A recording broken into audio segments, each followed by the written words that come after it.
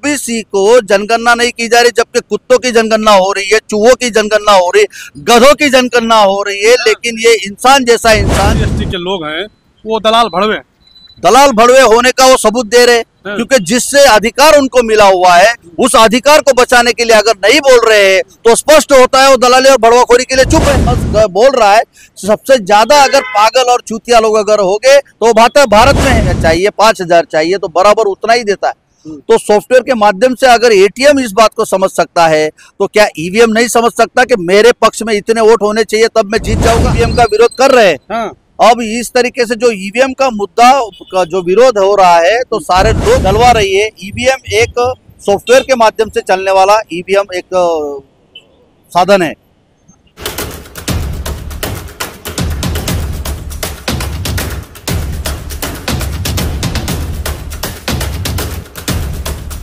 नमस्कार साथियों, मेरा नाम गिरिजा प्रसाद। अब देखना शुरू कर चुके बदलते भारत मुक्ति मोर्चा के द्वारा 31 दिसंबर को भारत बंद का ऐलान किया गया है, जिसमें सुनील वागले जी हैं मेरे साथ मौजूद है, देख रहे हैं तस्वीर में, और उनके विचार लूँगा कि आखिर किस लिए भारत बंद किया गया है 31 दिसंबर को, उससे बात करेंगे। बदलते भारत पे स्वागत है सर। जय भीम, धन्यवाद। सर, जो 31 दिसंबर को लगभग पीछे 2 दिन और बाकी है, भारत मुक्ति मोर्चा के बैनर तले भारत बंद का आह्वान किया गया है, किस वजह से? मान्यवर वामन मेश्राम साहब कई सालों से अपनी पूरी जिंदगी भारत को मुक्त करने के लिए लगा रहे हैं और उन्होंने ये ऐलान किया। उस ऐलान के 3 मुद्दे हैं। पहला मुद्दा है ईवीएम के विरोध में समाज के प्रतिष्ठावान, निष्ठावान और समाज प्रत्यय ईमानदारी व्यक्तियों के वोटों का अधिकार बैलेट पेपर द्वारा लोकतांत्रिक प्रक्रिया की चुटाई गई संसद और विधानसभा में भेजने के लिए भारत के तमाम नागरिकों को भारत का संविधान द्वारा अधिकार मिले थे, जिसके कारण भारत में लोगों के द्वारा और लोगों के लिए लोकतांत्रिक सरकार बना सकती है। परंतु ईवीएम की वजह से वोटों की चोरी कर एक तानाशाही का कार्यक्रम वर्तमान सरकार चला रही है। ईवीएम की वजह से जो लोग अपना वोट जिसको देना चाहते हैं वहाँ वो वोट नहीं जा रहा है, बल्कि जो वर्तमान सरकार है वो अपने पक्ष में वोट डलवा रही है। ईवीएम एक सॉफ्टवेयर के माध्यम से चलने वाला ईवीएम एक साधन है।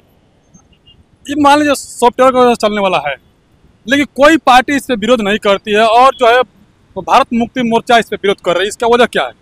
शायद आपको पता शायद नहीं है, क्योंकि अभी इतने सालों से जैसे ईवीएम लागू हुआ है तब से पहला विरोध भारत मुक्ति मोर्चा और वामन मेश्राम जी ने किया है। उसके बाद अभी जो लोग विधानसभा महाराष्ट्र के चुनाव पटे हैं, उस चुनाव एकनाथ शिंदे जी की सरकार थी। अभी बीजेपी की सरकार आई है और वो ईवीएम के माध्यम से आई है और तब पता चल गया सारे पार्टियों को और सारे लोग अब ईवीएम का विरोध कर रहे हैं।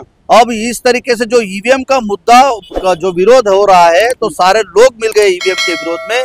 तो उस चीज को भाजपा ने देखा, बीजेपी ने देखा, आरएसएस ने देखा, जो ब्राह्मणी शाखा है भारत में चल रही है, उन लोगों ने सोचा कि ईवीएम का विरोध अगर संपूर्ण भारत में होने लगा तो हमारे हाथ से सत्ता जाएगी, इसलिए उन्होंने डॉक्टर बाबा साहब अम्बेडकर जी के अपमान का एक प्लान बनाया। जो एक सवाल मैं और रहता हूँ, एलन मस्क को आप शायद जानते होंगे, वह बहुत बड़ा एक तरफ से कहूँ तो साइंटिस्ट में जाने रहे हैं। वो ईवीएम को लेकर वो सवाल किए हैं कि ईवीएम एक लैपटॉप या कंप्यूटर के तमाम है और ये भरोसेमंद नहीं। वो सही बात है, क्योंकि साइंटिस्ट अगर बता सकता है कि जैसे कि मैं आपको एक उदाहरण दूं, एटीएम में अगर हम लोग जा रहे हैं, एटीएम का एक बटन हम दबा रहे हैं कि हमें इतना ही रुपया चाहिए, वो एटीएम कोई व्यक्ति तो है नहीं, कोई इंसान तो है नहीं, हम बटन के माध्यम से उसे बोल रहे हैं कि हमें 500 रुपया चाहिए, 1000 रुपया चाहिए, 5000 चाहिए, तो बराबर उतना ही देता है। तो सॉफ्टवेयर के माध्यम से अगर एटीएम इस बात को समझ सकता है तो क्या ईवीएम नहीं समझ सकता कि मेरे पक्ष में इतने वोट होने चाहिए तब मैं जीत जाऊंगा। इतना साधारण सिंपल एलन मस्क ने भी वही समझाने की कोशिश की और समस्त लोगों को, भारतीय जनता को समझा रहा है। एलन मस्क बोल रहा है सबसे ज्यादा अगर पागल और चूतिया लोग अगर हो गए तो भारत में है। इस तरीके से एलन मस्क इशारा कर रहे हैं। दूसरी एक सवाल है कि आप लोगों ने कहा कि मुद्दा भटकाने के लिए शायद अमित शाह का एक बयान आया हुआ है बाबा साहब doctor B are Ambedkar ji को लेकर, अपमान को लेकर के। ये जो है कि मुद्दा लगभग 5 से 6 रोज हो गया लगातार ये चल रहा है पूरा सोशल मीडिया से लेकर मेन स्ट्रीम मीडिया पर। इसे कैसे देखते हैं? इतनी शर्मजनक बात है, जो व्यक्ति डॉक्टर बाबा साहब अम्बेडकर जी द्वारा बनाए गए संविधान से आज गृह मंत्री बना है, जिसकी वजह से, जिस संविधान की वजह से, डॉक्टर बाबा साहब अम्बेडकर जी की वजह से उसे संविधान सभा में बोलने का अधिकार मिला है, जबकि संविधान सभा का गठन ही नहीं हुआ था। तो ये गठन संविधान के बाद हुआ, डॉक्टर बाबा साहब अम्बेडकर जी की मेहनतों से हुआ। 2 साल 11 महीने और 18 दिन की मेहनत से डॉक्टर बाबा साहब अम्बेडकर जी ने जो संविधान बनाया, वो डॉक्टर बाबा साहब अम्बेडकर जी का अपमान करने के लिए ये भय बंदा बोल रहा है कि अम्बेडकर अम्बेडकर अम्बेडकर अम्बेडकर बोल के ये संविधान बाबा साहब का अपमान कर रहा है।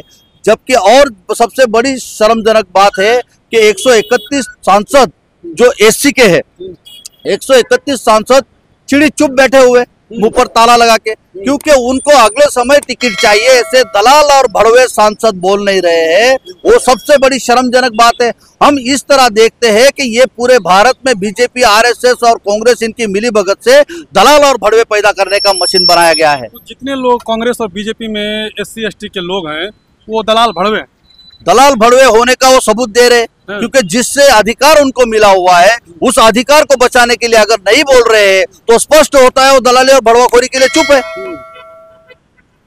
तो क्या लगता है इस पे अमित शाह इस बयान को वापस लेंगे? अमित शाह ले चाहे नहीं ले, लेकिन भारत की शेड्यूल कास्ट की जनता के साथ बहुजन समाज की जनता अपने अधिकारों के लिए लड़ेगी और भारत बंद का समर्थन करेगी। मैं खुद भी सूरत से भारत बंद के समर्थन में हूँ। मेरा नाम है सुनील वाल्ले और भारत मुक्ति मोर्चा का मैं छोटा सा कार्यकर्ता हूँ। एक सवाल उसमें और दिखाई दे रहा है कि ओबीसी समाज जो है कि जातिगत जनगणना को लेकर के, यानी पिछड़ा समाज का, हमारे देश के प्रधानमंत्री नरेंद्र मोदी जी पिछड़े समाज से आते हैं, ओबीसी समाज से आते हैं, तो जातिगत जनगणना पर क्या हमारे देश के प्रधानमंत्री करा नहीं सकते हैं? सही मानने देखा जाए, सही मायने में तो जिसकी जितनी संख्या भारी उसकी उतनी हिस्सेदारी, ये एक नारा है, अधिकारों का नारा है। और जो लोग अपने अधिकार मांग रहे हैं वो टैक्स के माध्यम से कहीं न कहीं 1 रुपए की आप माचिस खरीदी कर रहे हो, माचिस में भी आपका कुछ ना कुछ परसेंटेज भारत सरकार में जा रहा है, इसका मतलब आपके टैक्स से सरकार चल रही है। तो जिसकी जितनी संख्या है उसके अनुपात में उसको हिस्सा देना पड़ेगा, तो उनका हिस्सा देना पड़ेगा। तो ओबीसी को जनगणना नहीं की जा रही, जबकि कुत्तों की जनगणना हो रही है, चूहों की जनगणना हो रही है, गधों की जनगणना हो रही है। लेकिन ये इंसान जैसा इंसान जिसको 52% अधिकार संविधान में डॉक्टर बाबा साहब अम्बेडकर जी ने दिया था, वो 52% को बुद्धिहीन करने का कार्यक्रम धार्मिक माध्यम से बनाया जा रहा है। वो अपने अधिकारों को छोड़कर एक धार्मिकता में पड़ा हुआ है और उसके अधिकार की मांग नहीं करने के बाहर नहीं निकलता है। तो ऐसा 52% अधिकार उसको देने के लिए इसकी जनगणना होनी चाहिए। भारत के जितने लोग हैं, जितनी संख्या, उसके अनुपात में उसको हिस्सा मिलना चाहिए। संविधान ने लिखा हुआ है, संविधान में बताया गया, तो अपने अधिकारों की लड़ाई लड़ने के लिए बाहर होना चाहिए। इसके समर्थन में हमें क्या लगता है कि मतलब SC ST जो ओबीसी के लोग हैं, जो भारत में जो मनुष्य जाति से हैं, वो कुत्ते मतलब जानवर से भी बदतर हैं? यही इशारा ये लोग दे रहे, क्योंकि इनका जो जनगणना होनी थी, जनगणना होने के लिए राम मंदिर को खड़ा किया जाता है, हिंदू मुस्लिम मुद्दा खड़ा किया जाता है। ये जनगणना ना हो, अगर जनगणना हो जाएगी तो भारत में जो विदेशी ब्राह्मण राज कर रहा है आरएसएस के माध्यम से, वो विदेशी अकेला पड़ जाएगा और बहुसंख्या मूल निवासियों की हो जाएगी और मूल निवासी भारत का राजा है, ये इशारा समझ में आ जाएगा। और 3% ब्राह्मण इस देश को छोड़ के जाना पड़ेगा, जो हजारों साल से इस देश पर राज कर रहा है, फूट पाड़ो और राज करो के माध्यम से। यही वजह है कि कभी उल्टी सीधी बयान देकर के लोगों को उलझाने का काम किया जाता है। डाइवर्टेशन का मामला है। डाइवर्टेशन इसीलिए करते हैं कि हमारा ध्यान मूल निवासी लोग जन आंदोलन की ओर ना जाए, जन आंदोलन की ओर अगर 85% बहुजन समाज का ध्यान चला गया तो 3% खुला पड़ जाएगा, देश छोड़ के जाना पड़ेगा। इसलिए डाइवर्टेशन करते हैं। कभी बाबा साहब अम्बेडकर जी का अपमान करते हैं, क्योंकि बाबा साहब अम्बेडकर जी का के जो समाज है वो कायम सबके अधिकारों के लिए रोड पर लड़ता है। इसलिए ये डाइवर्टेशन करने का मामला बाबा साहब अम्बेडकर जी का अपमान करते हैं और हिंदू मुस्लिम का मामला मुद्दा खड़ा करके राम को आगे बढ़ाते हैं। जो चित्र जो राम है वो राम सिर्फ एक कल्पना है, सिर्फ कल्पना है। क्या नाम पड़ेगा आपका सचिव? मेरा नाम सुनील वाल्ले है। मैं सूरत में भारत मुक्ति मोर्चा का एक छोटा सा कार्यकर्ता हूँ और अम्बेडकरवादी एकता मिशन ये समाज का कार्यक्रम में भी मैं अपना हिस्सा हर रविवार को प्रचार प्रसार में करता हूँ। शुक्रिया सर। तो देखिए सुनील वागले जी हैं। मेरा प्रतिक्रिया लेने का सवाल यह था कि जिस तरह से दिखाया गया था उसमें जो भारत मुक्ति मोर्चा के बैनर तले कि ईवीएम को लेकर के सवाल हो रही थी, तो वाकई में मैं उसके जांच के लिए आया कि वाकई में बंद है या फिर कहीं अफवाह है। तो 31 दिसंबर को भारत बंद की ऐलान किया गया है, और जिसमें ओबीसी या पिछड़ा जाति के जनगणना को लेकर के, ईवीएम को लेकर के और बाबा साहब doctor B are Ambedkar ji का जो अपमान के लेकर के, ये तमाम मुद्दों को लेकर के भारत बंद का ऐलान किया गया है। बाकी आप लोग कैसे देखते हैं कमेंट कर जरूर बताइएगा। पूरा वीडियो पर आने के लिए धन्यवाद। Thank you sir.